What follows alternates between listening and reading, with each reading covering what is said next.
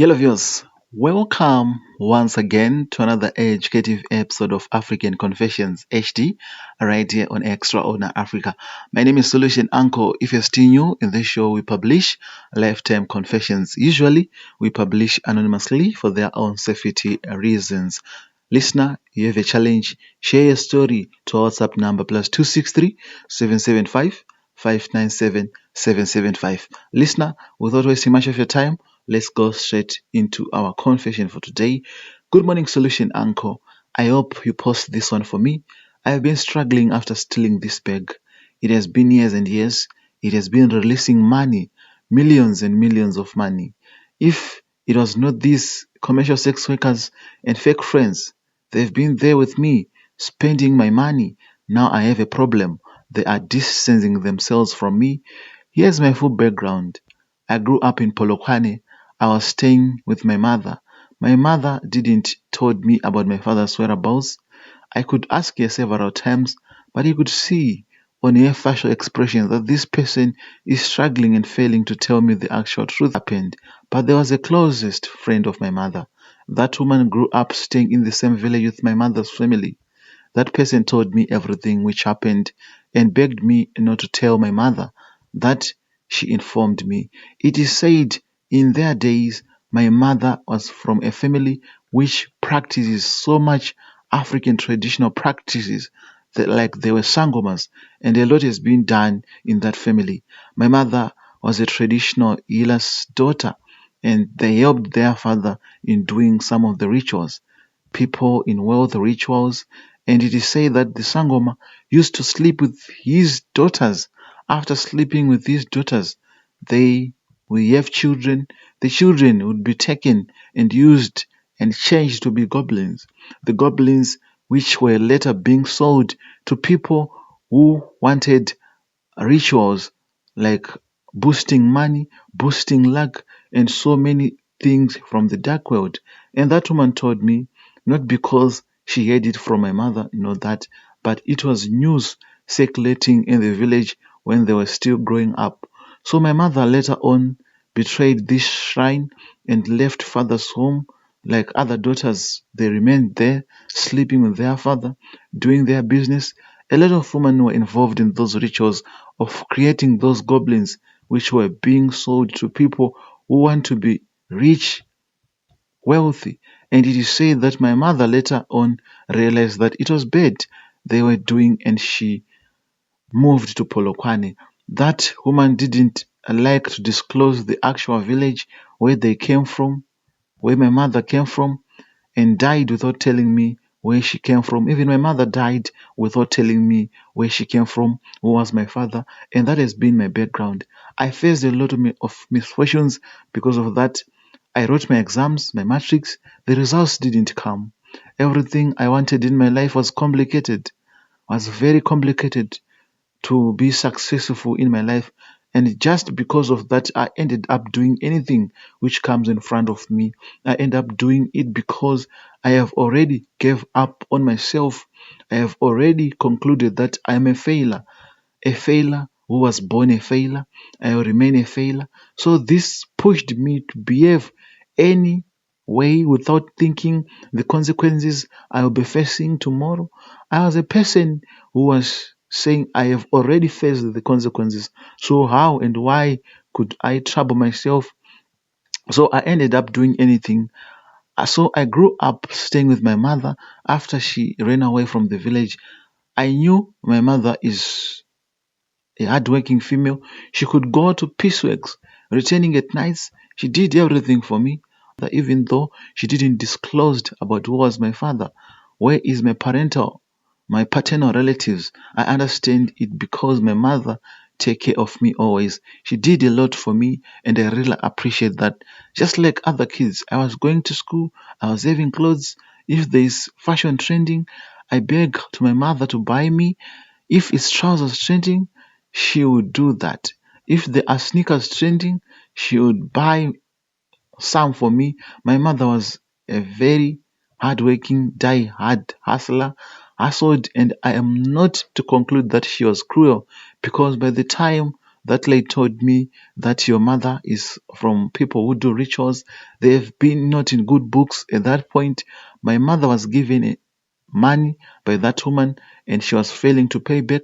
That woman gave my mother some money when my mother wanted to register my exams and she was failing to pay back. The woman came to our house several times, and mom was such a person who could be very harsh sometimes. She ended up scolding that woman, and the woman got angry and started to expose my mother. But besides being told by that woman, I have been always dreaming. Me at a shrine, I don't know, and my mother will be there. There will be a man looking like my mother. I added it to what that woman told me, and I concluded that it's true, even though she told me at a point she was angry. So after staying with my mother, the year I turned 16, my mother died. She died of illness. I didn't know any of her relatives, only friends.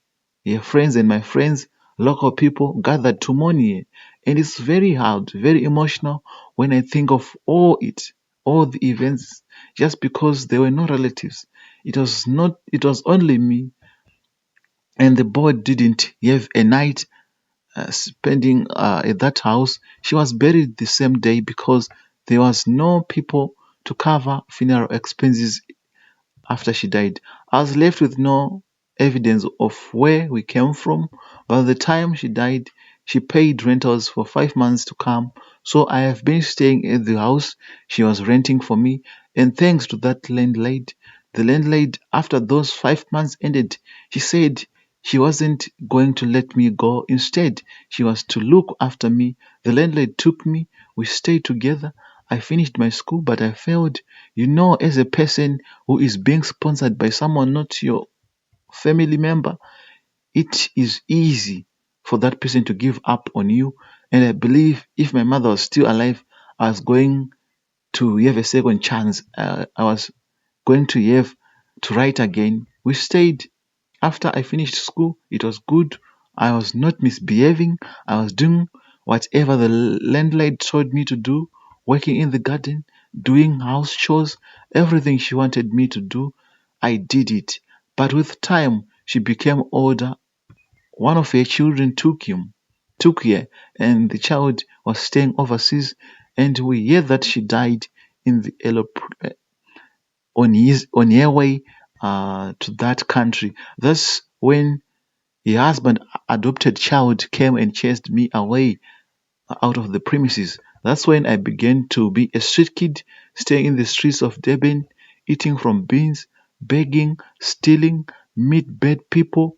All the good things I learned from my past were erased, and I began to be part and parcel of the evil streets kids staying in the streets doing robberies. We did a lot of robberies, stole a lot of goods, looting, a lot of evil work we did as a street kid.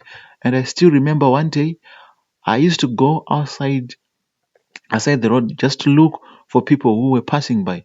I would go and grab whatever they are holding. So I went when a certain man was passing by and I took the bag he was handling and I went to where there was light and I discovered that it was money. It was money always in that bag. Just because I noticed that I stolen a lot of money, I have to relocate to another city and I returned back to Polokwane. I only brought clothes, cars, and renting a five-star house. The money from that bag was remaining at the same level. The amount of money was remaining at the same level from what the owner gave me. I've been with money always, and it's in the first days it shocked me, but I got used to it and started to use that money. And this has made a lot of friends. A lot of people wanted to be around me. I rented 16 house. I rented 16 room house. I was staying there with five ladies. We were just there look after me. They were just there to look after me, doing all the stuff I wanted from them. A lot of friends came, parties every day. We ended up doing a party, city, doing those parties across all South Africa, enjoying it. And All happened, people were enjoying, they were around me. Now I'm a bit grown up and I have a problem. I'm not yet married. So all those years there was a wound which was at my stomach, at my sides, side back. It was growing and growing to such an extent that it is all over my stomach and I'm unable to move. All the ladies I was staying with, they've now discovered that something is wrong. They are denying. Only one, no one is remaining with me. As of male friends who have been there with, coming with their girlfriends, going with parties with me, they are nowhere to be found. They are not coming to see me again. Solution Uncle, this is my story. I hope you post it to your audience because I need advices. I need advice from them. Thank you. I'm looking forward to your response. I know the place where that the owner of the bag stayed, but now I'm afraid that I might be in trouble. My brother, I'm sorry you experienced uh, hard moments as a person who grew up as an orphan. I'm really sorry to hear about the difficult situation you are facing.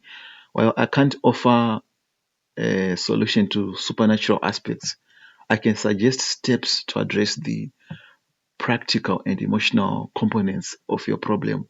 Here's a comprehensive approach to help you navigate this. If you know the place, return the bag. If you still have the bag, returning it to its rightful owner is crucial. Here's how might be proceeded. Locate the owner. If you know who the owner is, try to find a way to retain it anonymously to avoid confrontation. Or you can apologize, write an anonymous note expression your remorse and explaining that you didn't know about the spiritual significance. Seek a prophet, a man of God who can help you. Um, Seek spiritual guidance. If you believe in the presence of dark spirits, consult with a prophet. Might bring you space. Visit a priest, depending on your location, the closest. And another thing is health and well-being, my brother. Your physical symptoms, like feeling your body is decaying, need immediate attention. Consult a doctor. Physical symptoms should not be ignored. A healthcare professional can rule out any medical conditions or address your concern. Number two is mental health support. Sometimes stress and guilt can manifest physically. Talking to a counselor or psychologist can help manage uh, anxiety and other physiological impacts. Addressing betrayal and social issues. People betraying you can add to the stress. Here's how to manage this aspect. Open communication. If it's safe, talk to other you feel you have betrayed you. Explain your situation and seek their understanding. Evaluate relationships. Assess with relationships are worth salvaging. Sometimes it's best to distance yourself from toxic influences. Build a support system. Focus on relationships with people who understand you and offer genuine support. This could be family, close friend, or support groups like Extraordinary Africa, my brother. So don't be shy, don't be afraid. Personal reflection and growth. Reflecting on your actions and this can be a powerful step toward healing and personal growth. Acknowledge mistakes, learn from the experience, self forgiveness, and also engage in positive activities like volunteer work. Helping others can be a way to give back and restore your sense of purpose. Creative outlet, engaging in your animated um, many things, my brother. Physically activity, regular exercise can improve your physical health. Legal considerations, if the situation escalates, understanding your legal standing might be necessary. You can consult a lawyer. In conclusion, while this situation is undoubtedly challenging, Taking these steps can help you move forward. Addressing both the practical and emotional aspects of your problem is essential for comprehensive healing. Remember, everyone makes mistakes, but how you handle the aftermath can define your character and future. If you need further assistance, my brother, specify. We'll advise you. This is Extraordinary Africa. This is Solution Uncle. People, listeners who are tuned in, I beg you, please drop your comments. Drop your comments. If you know a God-fearing church near you, let's help this brother who is struggling after using this juju, juju, juju. Good money comes from God, the Creator, the Father of fathers, the King of kings. So let's be patient, waiting for God's time. Thank you so much, my brother, for sharing this helpful story we have learned. Listener, until we meet again in another episode, bye for now.